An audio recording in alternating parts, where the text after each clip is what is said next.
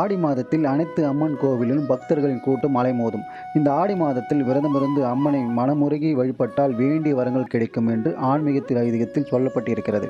அதே போல பெண்கள் தங்களின் குடும்பம் சிறக்கவும், கணவரின் நீண்ட ஆயுள் அதிகரிக்கவும், வாழ்வில் இருக்கும் பிரச்சனைகள் அனைத்தும் நீங்க வேண்டும் என்பதற்காக ஆடி மாதத்தில் அம்மனை பூஜைகள் செய்து வழிபடுவார்கள். இந்த ஆடி மாதத்தை அம்மன் மாதம் என்று சொல்லப்படுகிறது.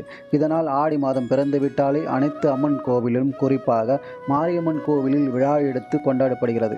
இதில் கூழ் ஊற்றுவது, பொங்கல் வைப்பது, விரதம் இருப்பது, மாவிளக்கு வைப்பது, தீ மிதிப்பது என்று ஒவ்வொரு இடத்திலும் ஒவ்வொரு விதமாக அம்மனை வழிபடுகிறார்கள்.